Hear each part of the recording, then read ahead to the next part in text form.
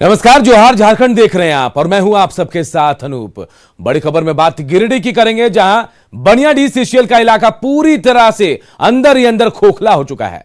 लगातार हो रहे कोयले का अवैध उत्खनन की वजह से लगातार इस इलाके में भूधसान की घटनाएं भी हो रही हैं। पानी टंकी के पास जमीन धंसने के बाद आज बनियाडीह अस्पताल के पास भूधसान हुआ, जिससे अस्पताल का बाउंड्री वॉल गिर गया।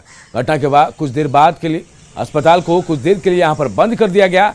वहीं स्थानीय लोग इस घटना के बाद दहशत में हैं।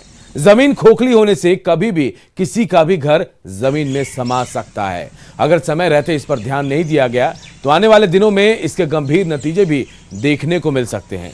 लोग डर रहे हैं कि अगर समय रहते समाधान नहीं हुआ तो गिरिडीह का बनियाडीह झारखंड का दूसरा झरिया भी बन सकता है।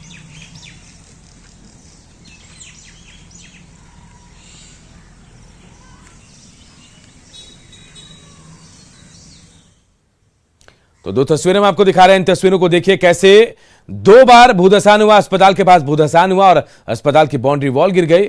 और देखिए अवैध खनन से कैसे जमीन धंस रही है, हम आपको दिखा रहे हैं। ये गिरिडीह का ये इलाका जो है बिल्कुल खोखला होता जा रहा है। जमीन के नीचे से जो एरिया है वो खोखला हो रहा है। और यह भी कहा जा रहा है कि बनियाडीह में अगर कोई इंतजाम सीसीएल की तरफ से नहीं किया गया, समाधान नहीं किया गया, तो आने वाले वक्त में यह दूसरा झरिया बन सकता है झारखंड का।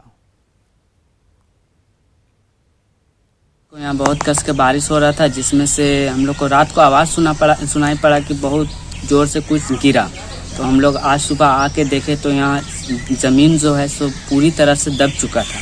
पिछले 2 दिन पहले ही इसके पीछे भी ज़मीन दबा हुआ था इसी तरह से। और हम लोग का घर यहाँ से 50 मीटर पे दूरी पे। हम लोग को भी कहीं ना कहीं इससे डर बहुत ही ज़्यादा बढ़ गया है कि कहीं हम लोग का भी घर ना गिर जाए। हम लोग पूरा बच्चा के साथ, हम लोग फैमिली के साथ सब यहाँ रहते हैं। इस बात को कहीं ना कहीं बहुत ही डरावना हम लोग को महसूस हो रहा है। समझ लीजिए कि अगर जिसका घर 50 मीटर के आसपास में है यहाँ से, जो स्थल है यहाँ से, तो उन सभी लोगों को खतरा है।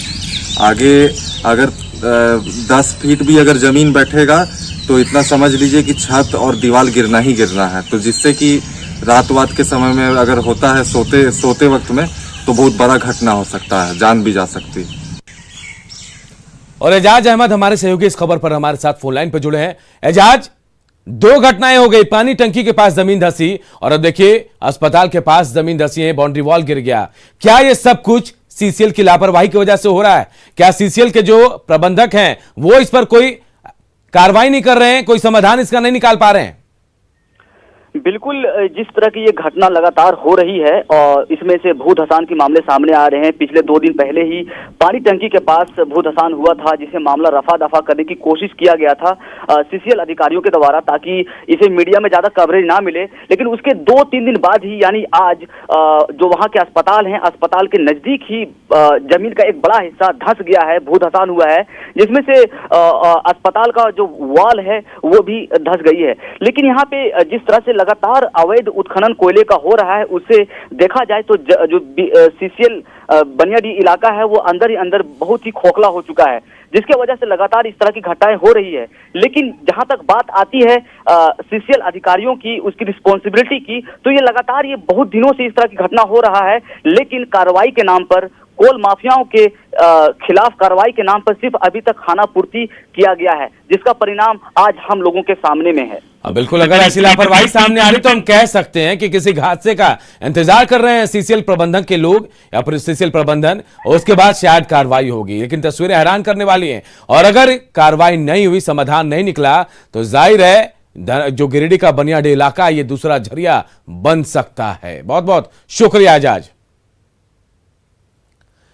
धनबाद के लाला खान हत्याकांड